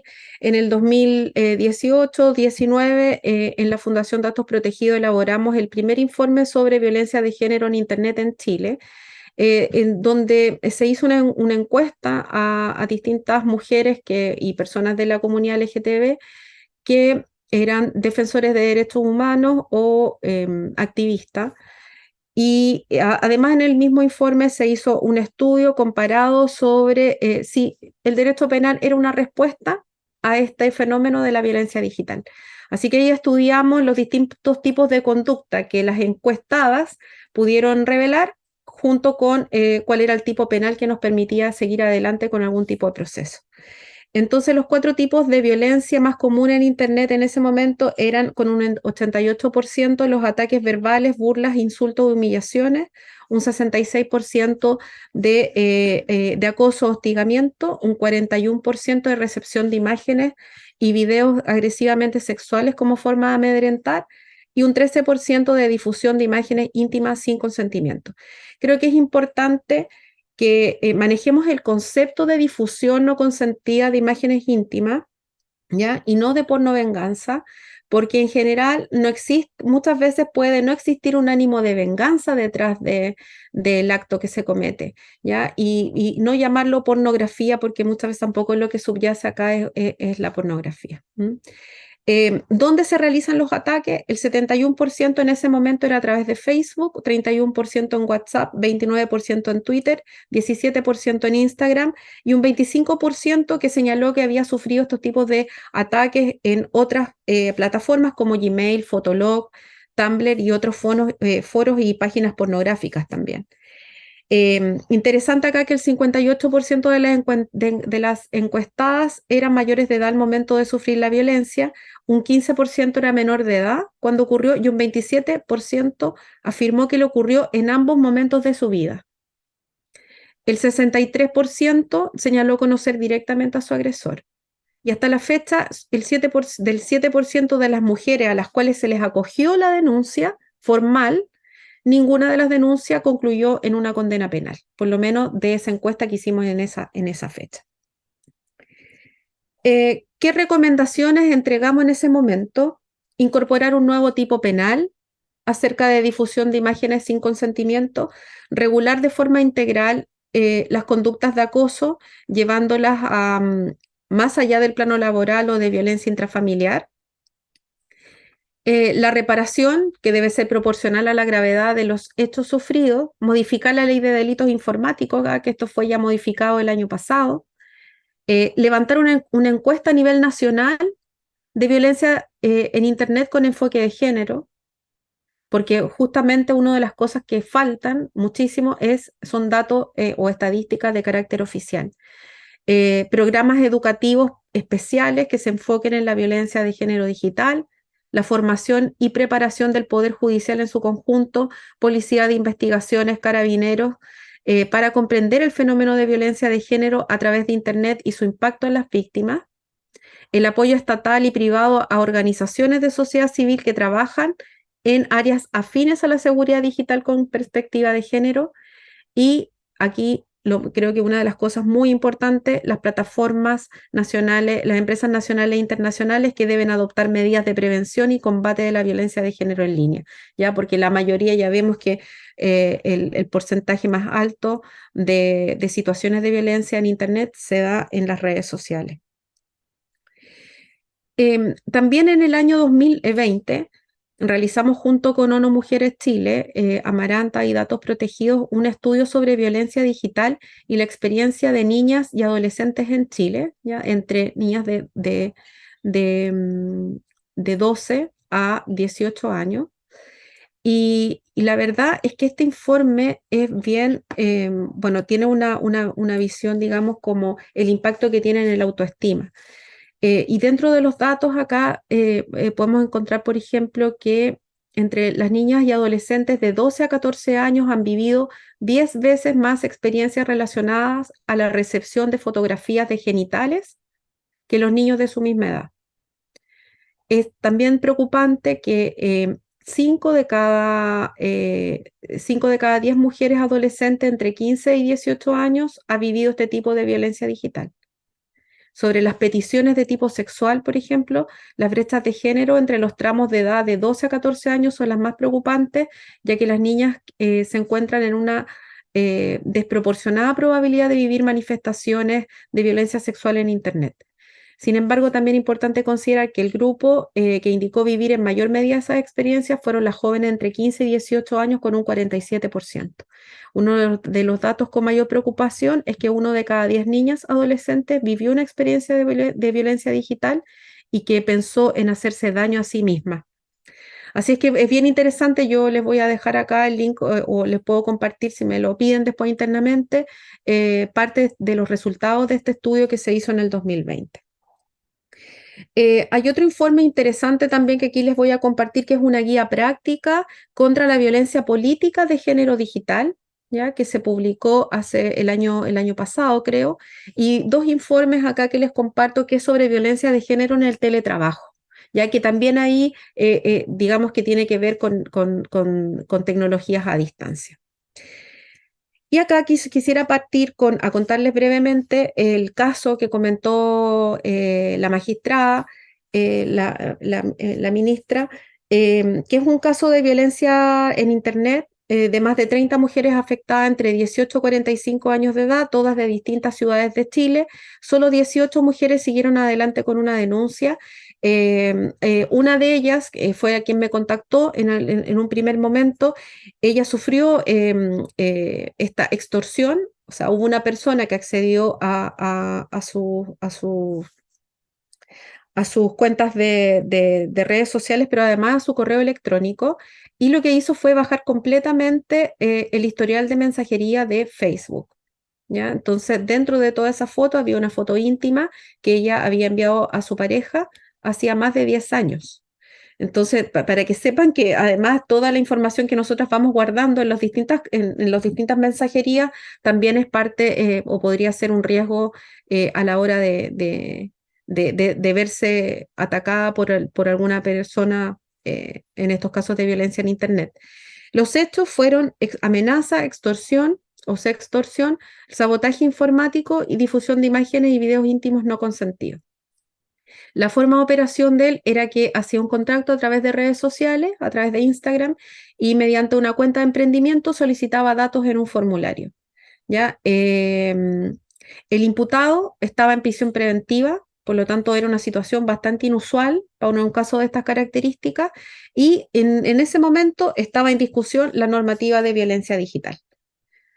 Los objetivos para nosotros fue un litigio estratégico, acompañar a las víctimas, proveer, financiar y asegurar la defensa de sus derechos en este caso, visibilizar el fenómeno de la violencia digital, incidir en la discusión legislativa, concientizar acerca de la brecha digital de género y documentar cada uno de los casos. Así es que, bueno, fue un trabajo bastante largo, difícil también. Para esto tuvimos el apoyo de un fondo de respuesta rápida. Nosotros contratamos a un estudio jurídico, nos ayudó ahí la profesora Libertad Triviño y Daniela Horvitz con su equipo, así que pudimos llevar adelante este proceso. Nosotros levantamos adicionalmente un instrumento, un focus group, para poder entender cómo operaba todo esto, ¿ya? Entonces, en una primera parte de los hallazgos de este levantamiento que hicimos con las afectadas fue describir la violencia de género y el modo en que había operado, ya que fue a través de un formulario, en un primer contacto y toda esta descripción de las amenazas que sufrieron, cuáles eran las características de estas interacciones y en qué horario, por ejemplo, este agresor las contactaba.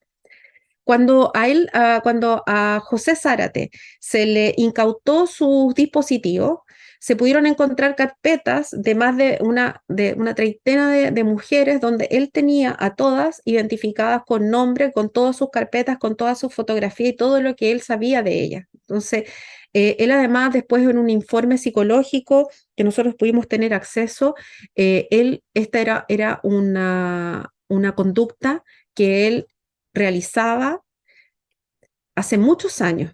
Llevaba años ejecutando este mismo tipo pero haber llegado a este nivel donde finalmente fue descubierto, quizás cuántas más mujeres fueron afectadas también por José. Las descripciones del ataque, también qué redes fueron intervenidas, en general correo electrónico, Instagram, Facebook, TikTok y Twitter. Las percepciones respecto a las intenciones del agresor, hacer daño, lucrar con el uso de esas fotografías y también probablemente una intención, no probablemente, sino que de poder. ¿Cuántas veces el agresor compartió la información privada?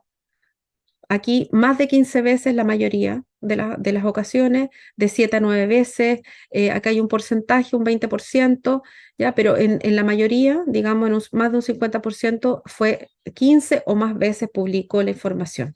La información me refiero a imágenes de carácter íntimo. Hicimos una ruta crítica de la denuncia, ¿ya? La primera fue la autogestión del proceso de denuncia, ¿ya? Aquí por una primera parte vimos una fase de una denuncia individual y grupal y que todas consideran que fue una vivencia negativa, especialmente lo que ocurrió en la Policía de Investigación, en Carabineros y en la Fiscalía por los tiempos de espera. La segunda son las instituciones poco preparadas para recibir este tipo de casos. Aquí hay a pesar de la insistencia de las víctimas, el Servicio Nacional de la Mujer y Equidad de Género no les dio respuesta y además se acercaron a la parlamentaria Maite Orsini, que ella estaba llevando adelante el proyecto de ley, tampoco recibieron respuesta de parte de ella. Y también el proceso de denuncia fue percibido como poco riguroso y revictimizante. Y aquí los comentarios fue una escasa formalidad, ¿ya? Muchas de todas fueron persuadidas de desistir de su denuncia por parte de la Policía de Investigaciones. Y además hubo acá un hecho que fue difícil para ellas, que fue revisar la carpeta que contenía las fotos íntimas de todas para que pudiera cada una de ellas identificarse.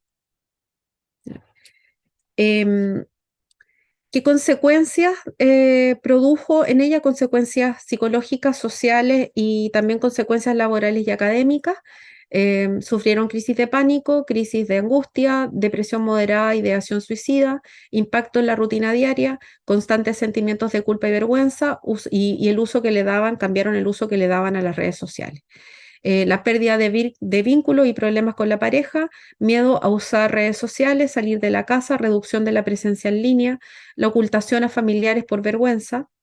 Dentro de las consecuencias laborales o académicas, licencias médicas, pérdida de ganas del trabajo, baja del rendimiento académico, no poder terminar un postítulo, impacto alto cuando las redes sociales también es una herramienta de trabajo. El resultado de este caso, como comentaba la magistrada, fue una pena alta en relación a lo que usualmente podemos ver, fue 4 años de libertad vigilada intensiva. Se ordenó además el cierre de la página, que es la cuenta de Facebook, que era este sitio de Coratina, que era este emprendimiento a través del cual esta persona se dirigía, terapia psicológica, el comiso y destrucción de las imágenes y la prohibición de acercarse a las víctimas de manera presencial o remotamente. Yo creo que aquí también hay un tema respecto de la prohibición de acercamiento de tipo remoto, ¿ya? Porque sabemos que desde algunas cuentas de redes sí había, se sospecha que era la misma persona que seguía visualizando las historias de algunas de ellas. ¿Qué hace falta? Esto se los comparto porque además a mí me ha tocado participar en distintos proyectos que tienen que ver con violencia de género digital en América Latina. Me tocó coordinar un proyecto financiado por Eurosocial de la Unión Europea en colaboración con las autoridades de datos personales de América Latina. Es un proyecto que se denominó fortalecimiento de la estrategia de lucha contra la violencia de género digital, y ahí hicimos un estudio completo de cómo está llevándose adelante todas las regulaciones en América Latina y cuál era el rol que tienen las autoridades de protección de datos sobre esta materia, especialmente cuando se trata de imágenes íntimas que se difunden. Entonces, primero, una necesidad urgente de marcos normativos que permitan abordar la violencia de manera adecuada, ya conceptualizándola, definiéndola, esto con un enfoque integral, ¿ya? Existe hoy día casi un único enfoque penal que se sanciona de manera directa o indirecta en gran parte de los códigos penales de la región, ¿ya? Pero esta tipificación penal muchas veces se refiere a algunos tipos penales o incluso se refieren a la protección de los sistemas de información, como los delitos informáticos. Entonces creemos que acá es necesario avanzar, pero también con un enfoque no solo punitivo, ¿ya? Y también con un enfoque con que se puedan revisar aspectos preventivos y también reparatorios. Una segunda recomendación son las estadísticas oficiales que den cuenta de esta verdadera magnitud de la violencia de género, deber de entregar información de manera desagregada y un registro de situaciones a través de los centros de la mujer u otros dispositivos que tengan organismos similares al Servicio Nacional de la Mujer y Equidad de Género. Aquí hay un ejemplo, hay un ejemplo del módulo de ciberacoso del INEGI en México, que se levanta información acerca de violencia de género digital y también las encuestas que realiza el Observatorio sobre la Violencia Basada en Género hacia las Mujeres en Uruguay. Tercero, protocolos de denuncia y preparación técnica por parte de funcionarios de la Administración del Estado, policía, fiscalía, tribunales de justicia, organismos de la mujer. Creemos que es importante acá la celebración de convenios y otras formas de colaboración en el ámbito público, eventualmente colaboración público-privada dentro de las competencias para tanto internamente en los países como a nivel regional internacional, ¿ya? Y en cuarto lugar, los recursos para la educación de las víctimas y el público en general en relación con sus derechos y las herramientas legales que cuentan para obtener esta reparación integral junto con las respectivas sanciones. En educación, en América Latina, las autoridades de protección de datos están cumpliendo un rol importante en esta materia, tanto desde el punto de vista técnico como en conocimiento especializado en tecnologías de la información, y también celebraciones de convenio y otras formas de colaboración en el ámbito público, público-privado, a nivel regional y también internamente. Y hay un quinto que les quiero comentar, que este es un canal prioritario, ¿ya? En España, la Autoridad de Datos Personales, después de una larga discusión con las plataformas de Internet, lograron establecer lo que se llama canal prioritario, ya que es de denuncia de contenido íntimo en Internet para para la baja de ese contenido por parte de la plataforma. Entonces también creemos que en América Latina es importante contar con un canal prioritario que pueda ser también liderado por las autoridades de protección de datos y una colaboración interinstitucional de carácter internacional para América Latina y la creación de una red iberoamericana contra la violencia de género digital. Así que hoy día, digamos, el camino es bastante largo, se están creando, hay muchos grupos desde distintos ámbitos, y Marcela también me tocó participar y escuchar también todo el trabajo que están realizando junto con la OEA para llevar adelante lo que sería esta ley modelo de violencia de género digital para América Latina. Así que desde ya me pongo a disposición también tuyo, Marcela, y desde aquí también del resto de las colegas, porque creo que este es un trabajo que tenemos que realizar todas juntas porque podemos aportarle una visión desde cada uno de nuestros rincones. Así es que muchas gracias. Les dejo acá mis datos, mi correo electrónico, y también los invito a revisar un podcast que está hoy día en YouTube que se llama La Comunidad de los Datos, y ahí hay por lo menos 2 capítulos relativos a temas de género y tecnología. Así es que muchas gracias. Muchas gracias, Jessica, por tu exposición. Creo que dialogando con las demás exposiciones, en el caso que nos mostraste, se ve la importancia de investigar también en este tipo de casos. Lo hablábamos antes de que empezara el seminario, pero en ocasiones este tipo de conductas termina en penas de multa y en esas veces, muchas veces no hay una investigación contundente detrás, lo cual es preocupante a la luz de los estándares internacionales que nos mostraba en principio la profesora Marcela, del deber de investigar con la debida diligencia en casos de violencia de género. Y también me recordó el caso a propósito de las consecuencias que tuvo las víctimas y bueno, los datos que nos mostraste antes de los informes, la posibilidad que nos da la norma del Código Penal que nos comentaba Diva de reconocer la afectación de la víctima Es decir, este tipo de violencia genera efectivamente, desde el punto de vista psicológico, las afectaciones más graves y es bueno hacer la conexión con que el Código Penal efectivamente también proporciona un espacio para el reconocimiento de aquello. Entonces, ahora ya finalizadas las exposiciones, voy a ver si hay alguna pregunta. No, no hay ninguna pregunta en el chat. Les pregunto a las personas que están conectadas si quieren realizar alguna pregunta, pueden levantar la mano, pueden abrir el micrófono. ¿Hay alguien que quiera realizarlo? Bueno, Diva nos comenta que se tienen que retirar, así que las preguntas serían o para Jessica o para Marcela, porque Bárbara también se tuvo que retirar.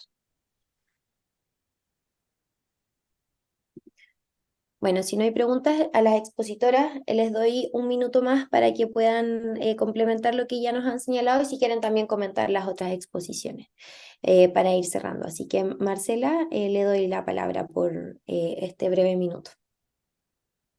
Muchas gracias. Creo que las diferentes intervenciones nos han dado elementos comunes. En primer lugar, la discusión que hay en ese momento sobre la tipificación y especialmente creo que la urgencia que los estados regulen efectivamente estos diferentes tipos y no solamente desde el ámbito penal, sino especialmente que ejerzan su rectoría frente a diferentes respuestas que se pueden dar del sistema y también en relación con las empresas intermediarias, ¿no? Yo agradezco muchísimo esta iniciativa, Jessica. Vamos a ponerte en contacto de todas maneras porque creo que hay muchísimas cosas que conversar y van a ser importantes aportes para la ley modelo que queremos que sea un aporte para la región. Muchísimas gracias por la oportunidad y estamos en contacto. Gracias, Marcela. Jessica, tu minuto de despedida y decir. Muchas gracias. Bueno, les quería como comentar de que actualmente también se estaba discutiendo dentro del programa de cibercrimen de las Naciones Unidas el Tratado Internacional de Cibercrimen que contempla dentro de las conductas de violencia de género digital solo una, que es la difusión no consentida de imágenes íntimas, ¿ya? Entonces creo que eso hay que tenerlo como presente hoy. Y bueno, también comentarles que el proyecto de ley creo que es un proyecto de ley muy deficiente, ya que hay que revisar, así es que creo que es importante. Y veo acá una pregunta que dicen que en qué estado de avance estamos sobre una autoridad de datos personales en Chile. Bueno, estamos con un proyecto de ley que está en tercer trámite constitucional. No sabemos cuándo ese proyecto va a estar promulgado, pero esperamos que sea, si no es de aquí a fin de año, ojalá el primer trimestre del 2024. Así es que ahí podríamos contar además con una autoridad de protección de datos. Por ahora, las personas que se sientan afectadas de alguna manera en la protección de sus datos tienen que recurrir judicialmente. Eso. Muchas gracias, Jessica. Muchas gracias a Fernanda Ramos también por la pregunta. Yo por mi parte me despido. Les agradezco enormemente a cada una de las expositoras por brindarnos tan brillantes y necesarias reflexiones sobre la violencia de género digital. Sin duda es un tema que tiene que ocupar la agenda pública, a la academia, al Poder Judicial y a la sociedad en general. Y esperamos sinceramente que este seminario haya aportado insumos para ello. Gracias a todas las personas que permanecieron conectadas y una vez más a todas las organizaciones patrocinantes de este evento para que fuese posible. Antes de concluir la transmisión, aprovechamos la oportunidad, además de agradecer a todas las participantes, de dejarlas invitadas a dos actividades que se acercan. Una de ellas, el 11 de octubre, el Día Internacional de la Niña, junto con la misma Comisión de Transformación Digital y de Infancia de la Asociación Nacional de Magistradas y Magistrados, ODEGI, Magistradas Chilenas y el Programa de Personas, Familias y Derechos de la Universidad de Chile. Hemos iniciado una campaña, si se puede compartir las láminas, no las tienen, no se preocupen.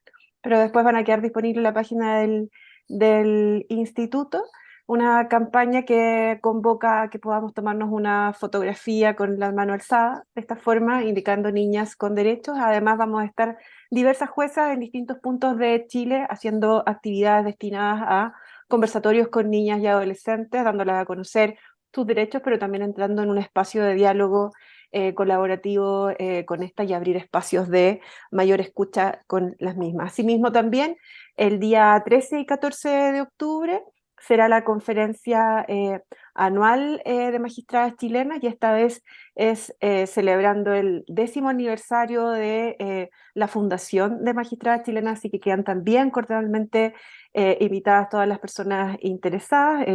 Hay un correo electrónico en el que se pueden inscribir, que es pilarcabezas@gmail.com, o cualquier duda también a los correos del Instituto de Estudios Judiciales. Esta es una actividad presencial que contará con grandes académicas para diversas exposiciones que se realizarán en las jornadas de viernes y sábados. Desde ya, muchas gracias a quienes han participado el día de hoy. Nos vemos en otra oportunidad y en nuevos seminarios en que podamos colaborar mutuamente junto al instituto. Muchas gracias.